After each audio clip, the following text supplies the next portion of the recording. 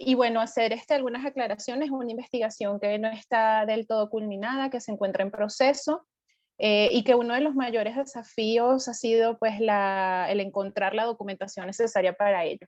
En el caso de Morelos, que es un estado que colinda con la capital, con Ciudad de México, pues existen graves problemas de acceso a la documentación, si es que la hay, y bueno, y de ahí como uno de los principales desafíos para llevar a cabo este estudio, ¿no?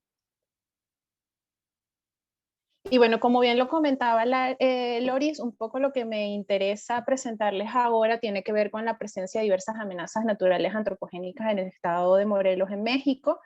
Y bueno, y me parece perfecto que me haya antecedido Ray porque además me permite vincularlo, estos elementos que él ha caracterizado de forma quizás un poco más general, pues llevarlos al terreno en un espacio en concreto, ¿no? Que tiene que ver con la presencia y la confluencia de diversas amenazas en diversos momentos de la historia de Morelos, ¿no? Y un aspecto que también me interesa problematizar es advertir este tipo de documentación y el análisis de este tipo de documentos como una oportunidad también para que repensemos la forma como se construyen el conocimiento y las acciones frente a condiciones de riesgo y vulnerabilidad, ¿no? Donde muchas veces lo que tiene que ver con la negación, la invisibilización e incluso la subestimación de experiencias del pasado, pues tienen un papel decisivo, no solo en la profundización de dichas condiciones de riesgo y vulnerabilidad, sino además en la forma en la cual existe una carencia de medidas de prevención, de preparación, de respuesta social e institucional frente a los desastres, ¿no? Entonces, bueno, no voy a ahondar mucho en algunos aspectos que tienen que ver con el contexto social, pero sí me gustaría darles como algunos antecedentes generales para ubicarlos, ¿no? Pensemos que a lo largo del proceso histórico que ha configurado las características de lo que hoy conocemos como el Estado de Morelos, han habido importantes transformaciones en lo que tiene que ver con la interrelación entre el entorno natural y los seres humanos, ¿no?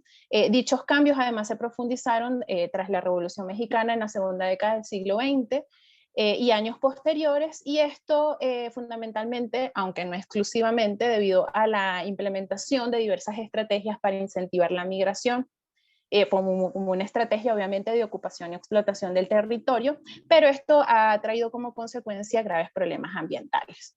Pero pensemos sobre todo en lo que tiene que ver con el surgimiento y profundización de particularidades materiales que finalmente han colocado a sus pobladores en condiciones de vulnerabilidad frente a la exposición de diversas amenazas naturales, como lo iremos viendo más adelante. Dichas transformaciones además se encuentran directamente relacionadas con lo que tiene que ver con el devenir histórico, ¿no? De allí la importancia de advertir estos procesos en términos de larga duración, como bien lo asomaba Raimundo. Y bueno, y a través de este proceso histórico y esta toma de decisiones que se han dado en lo que tiene que ver con la ocupación del territorio, se han trazado diversas particularidades en el contexto regional, ¿no? La primera comenzó con lo que fue el poblamiento del espacio colonizado, y alcanzó el primer tercio del siglo XX. Para entonces, una importante porción del territorio morelense estaba dominado por lo que tiene que ver con suelo y vegetación, con altos niveles de humedad, escurrimientos, brotes de agua, suelos pantanosos, y en un principio diversos cuerpos acuíferos fueron aprovechados a través de una estructura hidráulica por sus primeros pobladores, ¿no? Y esto permitió generar una dinámica, digamos, quizás salvando el anacronismo, equilibrada, ¿no? A través de esta interrelación entre los primeros pobladores y el territorio. Sin embargo, con la colonización se inició un proceso sostenido pues, de reorganización de este espacio, la intensificación de la explotación de la naturaleza, concretamente pues, a través de lo que fue la producción agrícola. Esto, pues, en su momento derivó pues, en la configuración y en la consolidación de grandes propiedades, el surgimiento de una especie de emporio agroindustrial, y este se centraba fundamentalmente en lo que tiene que ver con la producción de caña de azúcar. Ya para la última fase de este periodo, como resultado pues todo lo que fue el proceso de Revolución Mexicana, hubo una reorganización de la tierra, cambios en el régimen de propiedad, se fortaleció el carácter primario de la actividad productiva.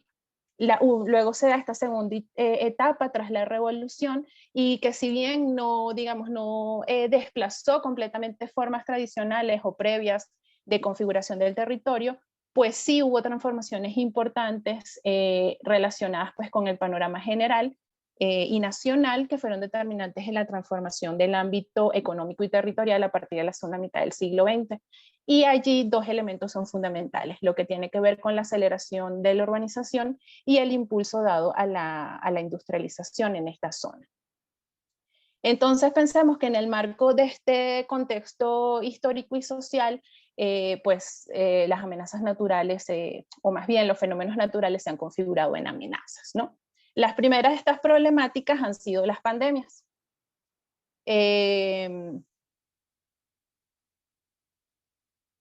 Con la llegada de los españoles en 1523 se inició un proceso paulatino pero sostenido de transformaciones en estas dinámicas entre los seres humanos y la naturaleza, como les digo, teniendo pues obviamente como principal aliciente el control territorial y demográfico.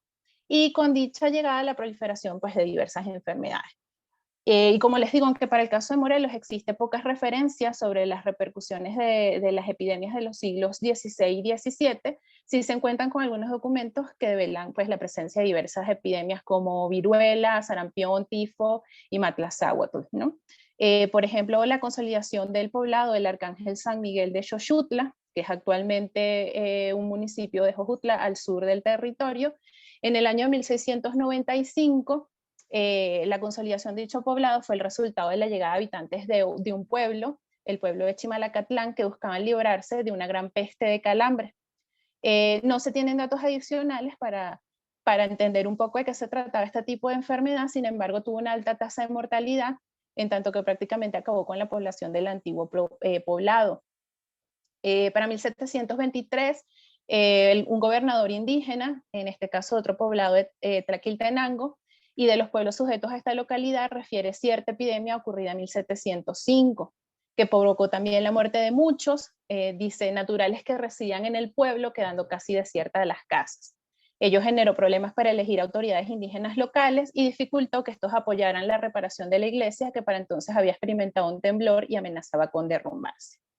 En 1737 hay referencias a una epidemia de matlazáhuatl, que además era llamada tarquedillo tifo por los españoles, y nos dice la fuente: mal de muerte que diezmó mucho a la población, quedando 20 familias que hablaban mexicano y 9 que hablaban mexicano y español. Enfermedad que tuvo un nuevo brote en 1770. Igualmente en 1750 hubo una epidemia llamada mal de garganta o mal de bolas, porque aparecían unas protuberancias en la garganta, y un antiguo cronista, el doctor Amador Espinosa, señalaba que en 1763 hubo una epidemia mortífera, de la cual no da mayores detalles.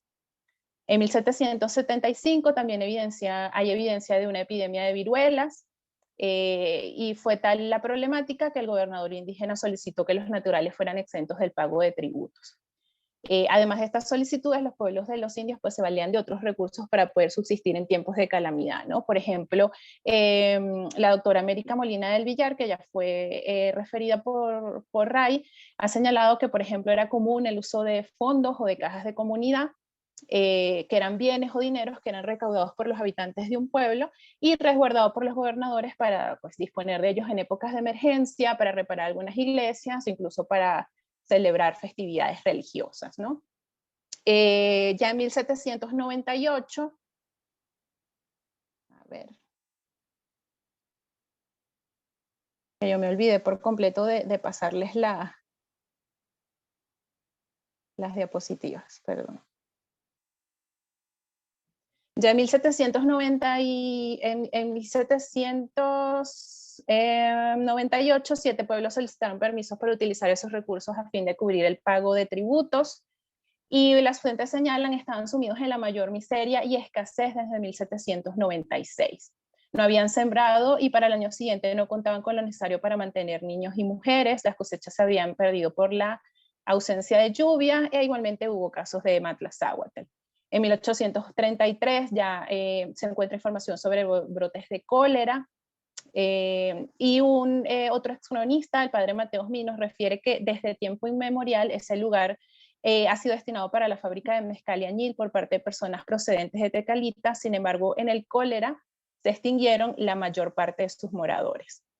Entre 1850 y 54 también hay un nuevo brote de cólera, y además aquí es interesante porque desde 1826 el que entonces era el prefecto de Cuernavaca, que es la actual capital del estado de Morelos, afirmaba que, bueno, que era debido a las condiciones climáticas, al ambiente malsano, al exceso de calor, lo que da origen a estas calenturas intermitentes que regularmente pues derivaban en diarreas y que muchas veces causaban la muerte de los pobladores, ¿no? Entonces, en este sentido, el clima de la región pues se pensaba que era propicio para enfermedades infectocontagiosas, ¿no? Y para el siglo XIX también existen registros de muertes. Aquí esto sí he encontrado algunos mapas con porcentajes relacionados con muertes por pulmonía, por diarrea, por fiebre continua y por disentería. El paludismo también ha sido una enfermedad bastante persistente en la región, incluso hasta épocas contemporáneas. Hay registros de inicios del siglo XIX, de inicios del siglo XX, incluso vinculado a otras enfermedades, como lo mencionó Ray, con relación, por ejemplo, a lo que tiene que ver con la influenza española en 1918. Bueno, la mal llamada influenza española, ¿no? Que bueno, que como ustedes saben coincidió con la Revolución Mexicana, que además en el estado de Morelos tiene particularidades importantes porque es considerado históricamente el centro neurálgico del conflicto bélico, ¿no? En algunos casos fue denominada la peste roja por la prensa local.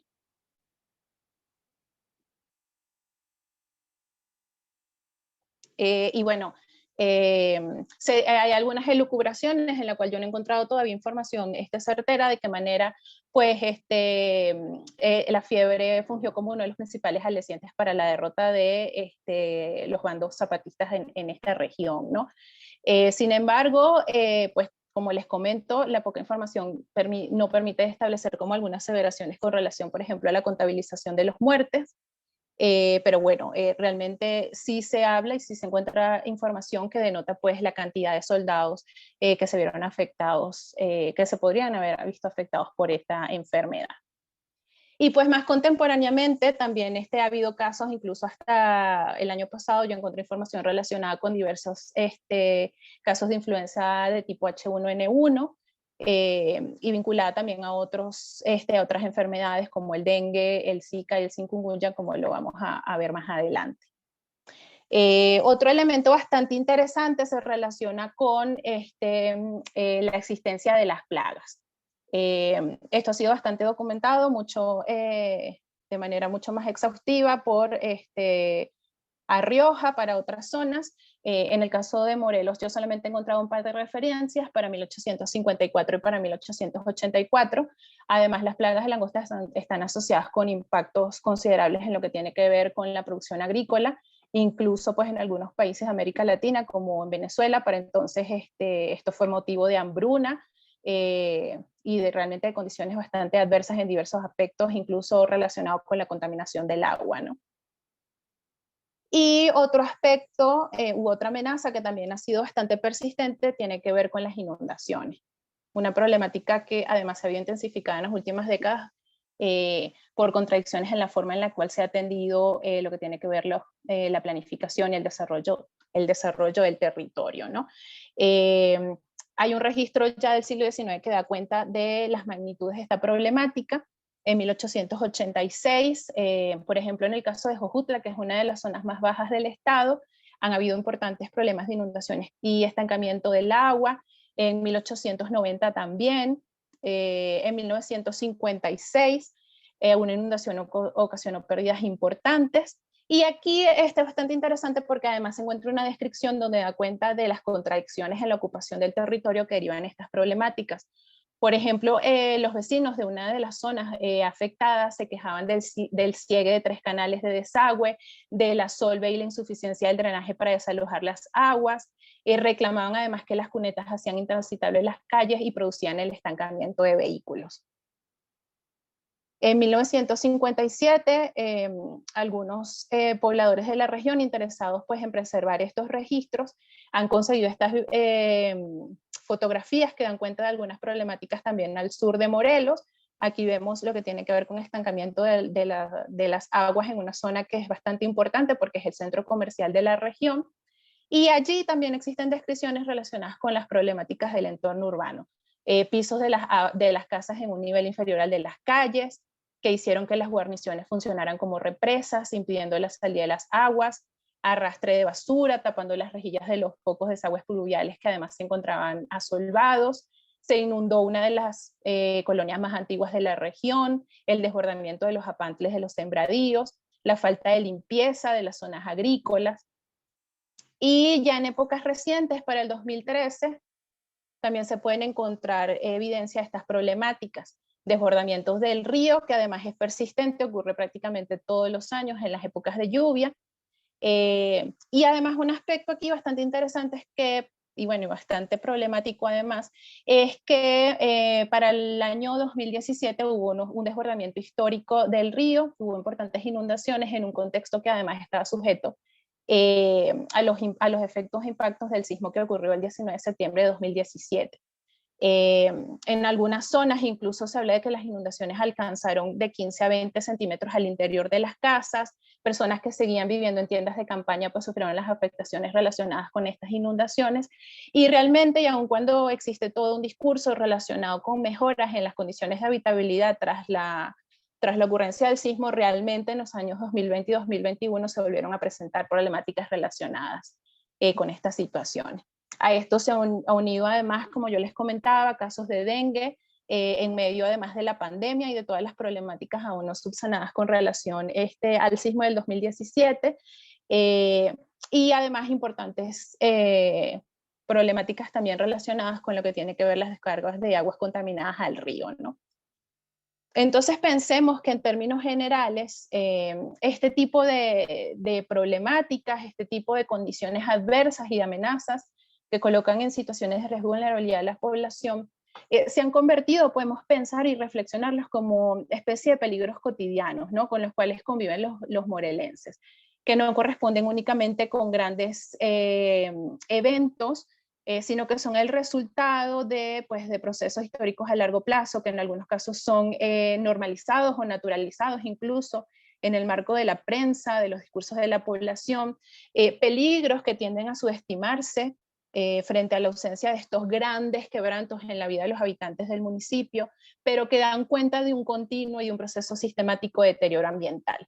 Aquí yo también los invitaría a pensar entonces qué es lo que deberíamos considerar un desastre, ¿no? Y un poco cuestionando esta idea de que un desastre únicamente es aquel que representa grandes pérdidas de vidas humanas y materiales, ¿no? Cuando en pequeños contextos con reducida población también existen situaciones que quebrantan sus condiciones de vida y que en muchas condiciones sí representan un gran desastre para la población local, ¿no? Además, en el caso de Morelos, pensemos que, por ejemplo, para las inundaciones, yo me atrevería a decir que el agua ha pasado de ser un recurso valorado y preservado a convertirse en una amenaza para la población local, ¿no? Y esto ha sido un poco el resultado de una modernidad desenfrenada, carente de regulación, en medio de, pues, de soluciones paliativas y realmente pobres en inversiones de obra pública.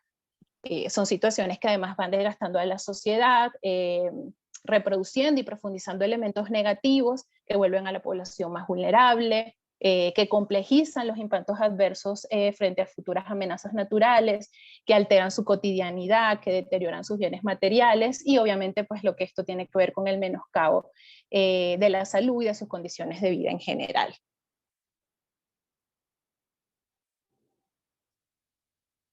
Entonces, bueno, pensemos que la relación entre naturaleza y sociedad es obviamente indisociable de la transformación de los contextos humanos. Esta interrelación incide en lo que tiene que ver con dinámicas de uso, de apropiación y de explotación de los recursos del medio ocupado, y que se entiende que la exposición de la sociedad morelense a los impactos negativos vinculados a la presencia de diversas amenazas han estado presentes y son persistentes a lo largo de la historia hasta la contemporaneidad. Esto además nos revela y nos permite hacer insistencia en esto que comentaba Raya acerca de la importancia de entender el ahora a partir del pasado y de la configuración histórica de estos contextos, ¿no? De allí, pues, la importancia de dar cuenta como estos procesos de construcción y de exposición del riesgo a largo plazo, ¿no? Y de qué manera se transforman, se profundizan y se complejizan en algunos casos las condiciones de vulnerabilidad. Y bueno, ya como con colorario, que a mí me interesa siempre como insistir y pensar en esto, y que yo se los he asomado en otras oportunidades, en ponencias previas, es que durante mucho tiempo pues los historiadores realmente han prestado poca atención a la manifestación de fenómenos naturales y sus efectos e impactos en las sociedades. Y aun cuando se han realizado esfuerzos desde nuestras trincheras, creo que aún es necesario realizar y profundizar en estos tipos de estudios que vinculen lo contemporáneo con lo histórico, ¿no? También la importancia de cuestionar la historia oficial, que generalmente se vuelca a esta narrativa sesgada, donde se marca la pauta a partir de grandes acontecimientos, mientras este tipo de eventos que afectan a las sociedades, pues generalmente son invisibilizados u obnubilados, ¿no? En este sentido es importante pensar en un pasado que también es vivido, que es corporizado, que es experimentado por una sociedad, y un poco esta idea que en algún momento asomaba Rogelio Altés de convertir el conocimiento histórico en memoria, ¿no? Y la importancia de evadir esta especie de amnesia estructural de la cual habla Ulber. Entonces pensemos que anticiparse a eventos peligrosos recurrentes puede desencadenar, por ejemplo, inversiones en obras de infraestructura, cambios en estructuras sociales, reorganización de instituciones para evitar que una amenaza futura se convierta en desastre y con ello realmente reducir las condiciones de vulnerabilidad. Pensemos que aunque en muchos casos no es posible erradicar completamente el peligro o la conmoción por un desastre, el aprendizaje y la memoria pueden ayudar a mitigar los efectos de estas conmociones y permitir una recuperación y una adaptación mucho más rápida, ¿no? Yo creo que la memoria y el aprendizaje pueden tener lugar en varios niveles, ¿no?